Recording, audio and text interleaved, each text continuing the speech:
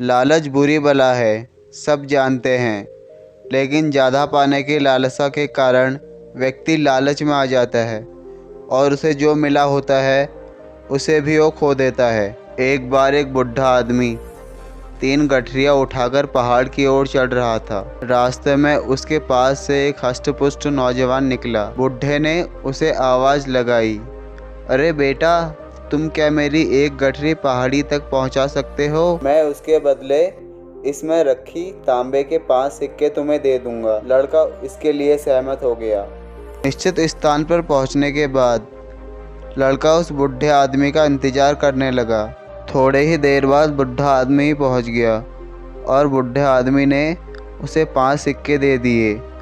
बुढ़े आदमी ने अब उस नौजवान को एक और प्रस्ताव दिया, अगर तुम अगली पहाड़ी तक मेरी एक और गठरी उठा लो तो मैं उसमें रखे चांदी के 5 सिक्के और 5 पहली गठरी के तांबे के सिक्के मैं तुम्हें और दे दूंगा। नौजवान ने सशर्त प्रस्ताव स्वीकार कर लिया और पहाड़ी पर निर्धारित स्थान पर पहुंचकर इंतजार करने लगा। बुढ़े आदमी को पहुंचते पहुंचते बहुत समय लग गया। जैसे निश्चित हुआ था उसी हिसाब से बुजुर्ग ने सिक्के निकाल के नौजवान को दे दिए। आगे का रास्ता और भी कठिन था। बुजुर्ग व्यक्ति बोला कि आगे की पहाड़ी और भी दुर्गम है। अगर तुम मेरी तीसरी सोने की मोहरों की गठरी भी उठा लो तो मैं तुम्हें उसके बदले 5 तांबे के मोहर, 5 चांदी की मोहर और 5 सोने के मोहर दूंगा।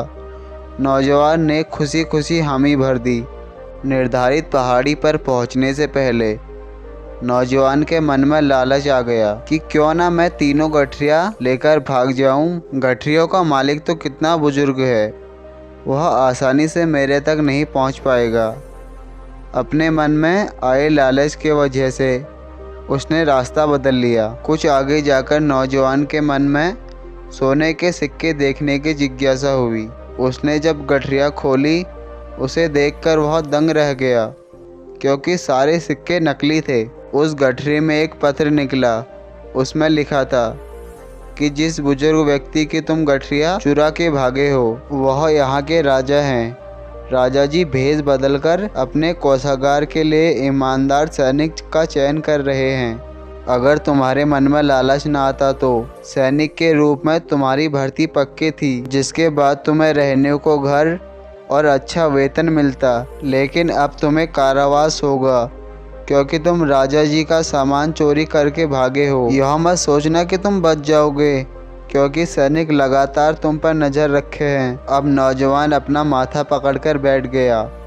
कुछ ही समय में राजा के सैनिक आकर उसे पकड़ लिया। हमें ज़्यादा की लालच में हमारे पास जो पहले से उपलब्ध है उसे नहीं खोना चाहिए। उसके लालच के कारण उसका भविष्य जो उज्जवल हो रहा था वह अंधकार हो चुका था। मोटिवेशनल शायरी और मोटिवेशनल कहानियाँ सुनने के लिए चैनल को सब्सक्राइब जरूर करें।